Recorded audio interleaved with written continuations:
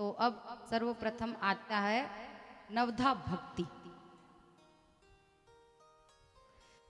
प्रभु भक्ति कितने प्रकार की होती है? राजा परीक्षित जी प्रश्न करते हैं, किससे? शुकदेव जी से। तो भक्ति 9 प्रकार की बताई गई है। नवधा भक्ति मतलब 9 प्रकार की। कौन सी है सुनिए। श्रवणम कीर्तनम विष्णु है, स्मरणम पाद सेवनम, अर्चनम वंदनम दास्यम, सख्यमात्म निवेदनम। श्रवणम मतलब सुनना, भगवान की कथाओं को सुनना। इसका उदाहरण है राजा परीक्षित जी। वो इस वक्त क्या कर रहे हैं? शुकदेव जी द्वारा कथा को सुन रहे हैं। दूसरी कीर्तन। देखिए कलयुग में तो कीर्तन की ही लीला है। कुछ भी मत करो पर प्रभु का कीर्तन जरूर करो। तो दूसरी है कीर्तनम। इसका कीर्तनम मतलब प्रभु की महिमा को गाना। हम भजन गाते हैं, कथा बोलते हैं, तो क्या कर रहे हैं? बोल रहे हैं। तो ये भी एक भक्ति का प्रकार है। इसका उदाहरण है शुकदेव जी महाराज। फिर आती है स्मरणम मतलब प्रभु को याद करते रहना। इसका याद करने का अर्थ है कि प्रभु को जब हम याद करेंगे तो उनके दर्शन पा सकेंगे। तो इसका उदाहरण अगर मैं दूं तो वो है प्रहलाद जी और ध्रुव जी। उन्होंने क्या किया था? प्रभु को याद किया था तपस्या में। तो प्रहलाद जी और ध्रुव जी। फिर आती है पाद सेवना मतलब प्रभु के चरणों की सेवा और वंदना करना।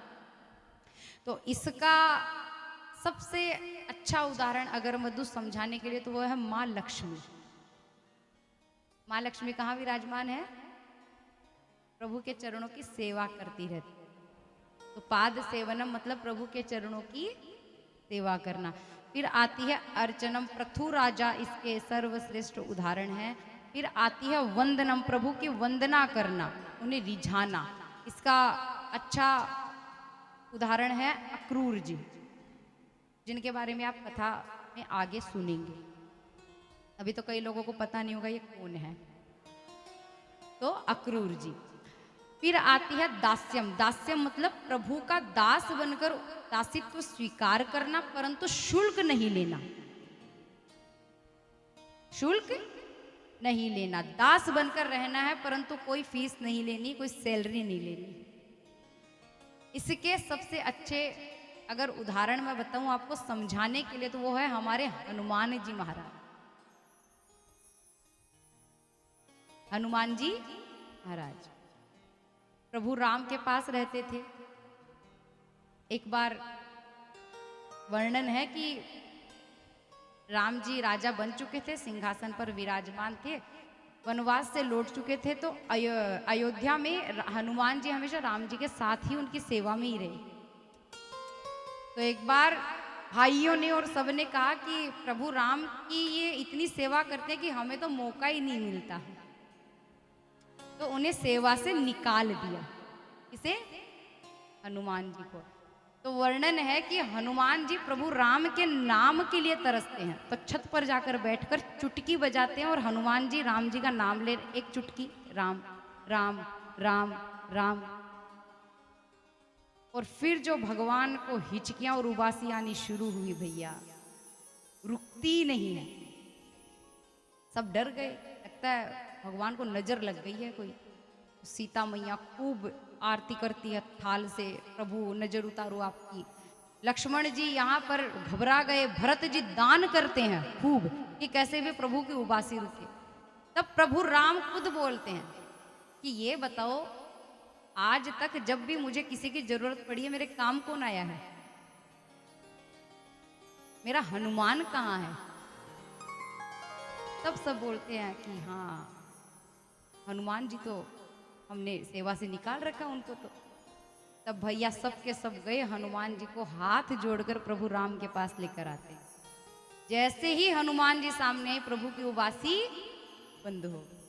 बोले हनुमान जी महाराज की जय हो। ऐसा प्रेम था हनुमान जी का राम जी से। फिर आती है सख्यम, मतलब सखा की तरह प्रभु के साथ प्रेम कर कर उन्हें पूजना, जैसे कि अर्जुन। जैसे अर्जुन, अर्जुन को तो सब जानते हैं, ठीक है। बाद में आती है आत्मनिवेदनम, मतलब संपूर्ण जीवन प्रभु के चरणों में खुद को अर्पित कर देना। ये सबसे बड़ी भक्ति है कि अब मैं आपका हूं, अब प्रभु आप जाने मुझसे क्या करवाना, आपको क्या नहीं, परंतु मुझे बस आप चाहिए। जैसे इसके तो कई उदाहरण है, जैसे मीराबाई, नरसी जी, कर्माबाई, धन्ना जाट, और एक कथा तो हमने अभी सुनी थी, राजा बलि खुद को दान में दे दिया।